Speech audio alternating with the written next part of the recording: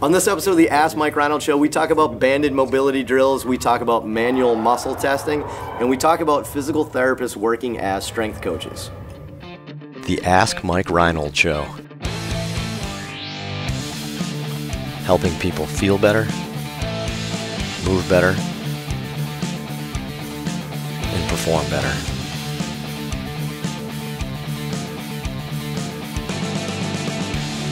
Welcome back, everybody, to the latest episode of the Ask Mike Reinold Show. I'm up here at Champion PT and Performance in Boston. I'm here with Lenny Macrina, Dan Pope, FitnessPainFree.com, Dave Tilley, ShiftMovementScience.com. Go to LennyMacrina.com. There's a beautiful plan.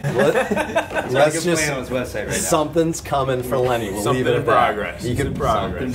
You could probably guess what it is, but it's coming. Travis Stepp from University of Kentucky is here. Travis, ask away. All right, Jason from Mike's Inner Circle Facebook group. Are you fans of banded mobility drills? Banded mobility. So banded mobilities are pretty popular online right now. What do you guys think?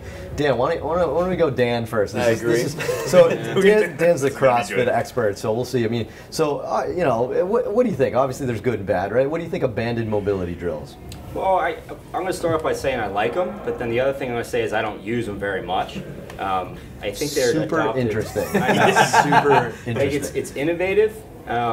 And I think a lot of it was from Kelly Starrett, and he just kind of took a lot of stuff from Mulligan and just applied all those techniques. And I think that's smart. I think most people do it poorly, and plus not hitting the basics well enough before they start doing that. So if someone has an ankle dorsiflexion range of motion problem, I see a ton of people putting bands around their ankles, and I don't even think they put them in the right spot. Plus the bands don't really fit in the right spot. Plus there's a lot of elastic give to them, so I don't think they're actually accomplishing what we want them to accomplish. These are based on manual techniques, not banded techniques anyway, initially. The other thing is that they're probably not doing an assessment to see if they have a limitation first. The other piece is that I would do a bunch of other things beforehand. I would try foam rolling the calves, I would stretch the calves, I would do eccentrics for the calves, and then maybe I throw a joint mobilization into the mix at the end there. So if you think about it that way, really cool ideas, very innovative. At the end of the day, it's just go back to what really works well and don't get too fancy with your joint mobilizations, I guess. So to summarize Dan's, and I don't want to put words in your mouth, but it sounds like Dan thinks there's a lot of things that are going to be more impactful and useful for your time. Yeah. Is that I don't want to speak for you. Yeah. Dave, any other thoughts? I have two quick points. One is that the more Dan and I work with people and the more we kind of put our thoughts together, we find the hip and shoulder are the most common ones that people use bands for, right? And we find that like so many people have acquired capsular hyperlaxity that is making up for soft tissue limitations, and they're stretching out their capsules to make at an accessory motion to make up for soft tissue overuse. So like addition by subtraction is huge. So we find that like sometimes people, and nobody's fault pointing fingers, but like they just slap a band on and start distracting their hip. But like we're seeing some really big capsular issues in hips right now, you know what I mean? So that's one. The shoulders are huge. Like it's like soft tissue like screaming right at you, and like you just like internally rotating and tugging. It's like you're like beating yourself kind of in the wrong direction.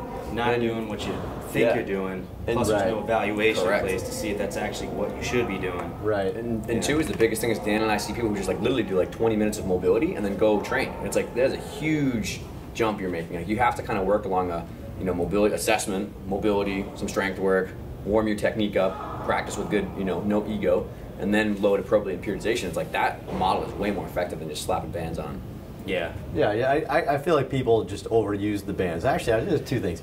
I don't know if it's a more is better kind of approach, but we're certainly using the bands probably too often, and we're probably getting too aggressive with them, and it's getting beyond even the point where Kelly probably started really doing it. I don't think biomechanically they're doing anything near what we think that what you think. We don't think that. What you guys probably think they're doing. They're not doing anything biomechanically. I mean, are they neuromodulating some sensation? Yeah. Perhaps. I think that's good, but I think I'd leave it at that. But where people are abusing it and jamming it, and I think what happens, and this is big in the CrossFit crowd here too, is that essentially what you have sometimes is you have people that think they're tight, right? Because they have a lack of functional movement skills, right? So they think they're tight, right? So they think something's tight, like the joints tight or their muscles are tight or something like that, where it's actually just a poor movement, thing that needs to be reprogrammed, or maybe it's soft tissue and not joint. And we jump right to just trying to jam mobility. So I always say, like the shoulder one I talk about all the time, like, but if you don't have shoulder mobility,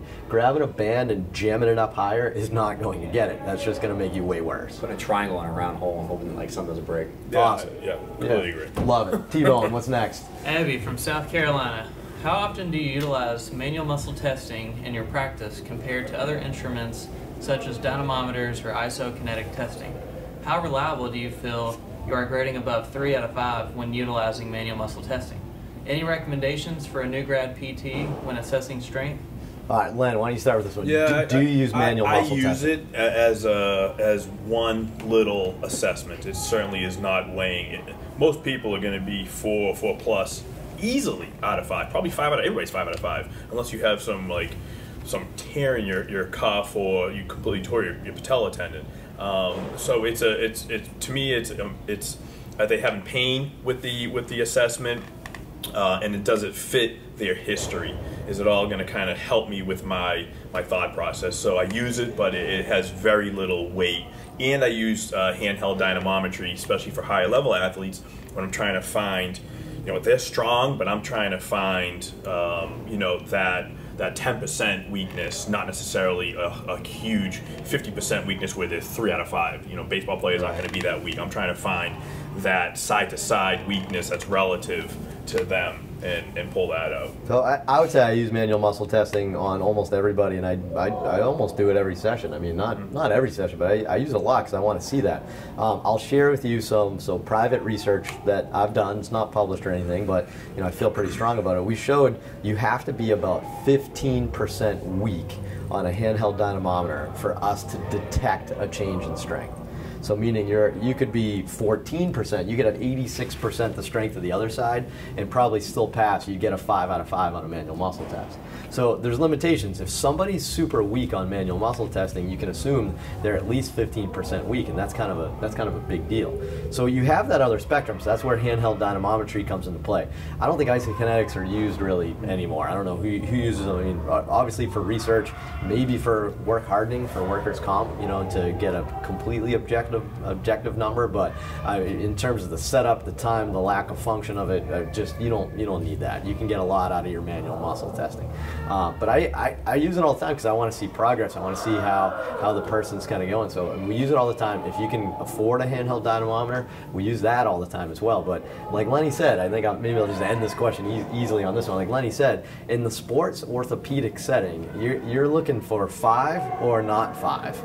Right, you're not looking for a 1, 2, 3 out of 5, right? That's neurologic. That's different. That's in a hospital setting. That's just completely different. Right. So for us, we're just looking for a change in strength. And if you want to quantify that with a handheld dynamometer, then by all means you should. And I do. So for a baseball player, I'd use that because I want a certain number before they start throwing, right? But if you don't have somebody that has that specific of a demand, you probably don't need it. So yeah, I mean, I don't know. I think that summarizes it well, but that's how I would use manual muscle testing and stuff. So, T-Bone, we got one more? Is that 3? One more. One more, T-Bone? What do you got, buddy? John from Pittsburgh.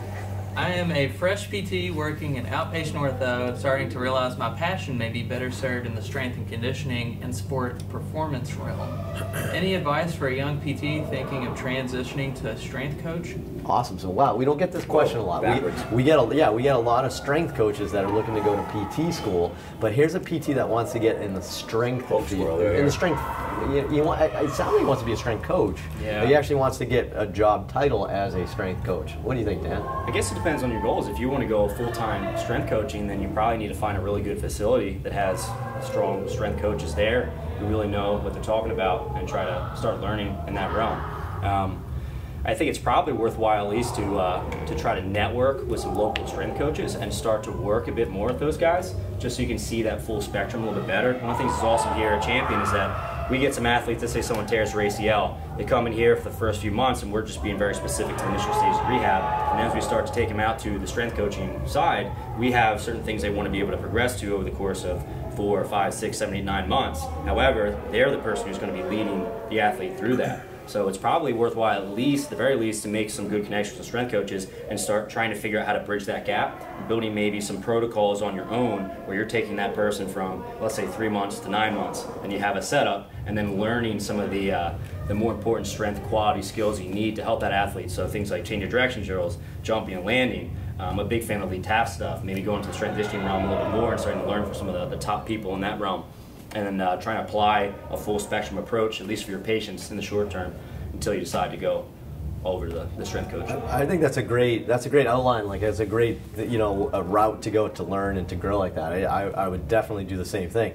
I think I would just add, you know, professionally, like, what does that mean for you? I think it's great. I think as a strength coach that's also a PT, I think you're going to be really powerful. But I think that's great. You've got to do what you're passionate about. So if you're more passionate about strength and conditioning than physical therapy, then go that route. But then I would urge you to see, and maybe you're not interested, but you know, maybe go that route and then see how you can blend it a little bit, right? Kind of like what Dan was alluding to right there. Like, you know, maybe, you know, somehow you can do them. You can do them both. I just think, you know, that gives you have so much diversity in your knowledge and your background to really take advantage of that. So I don't know, something to consider. But anyway, great stuff. Awesome questions again today. We appreciate it. Thanks so much. Head to MikeReinold.com, click on that podcast link, and ask away. You can ask us anything you want. Ask us about PT, fitness, sports, business, baseball, gymnastics,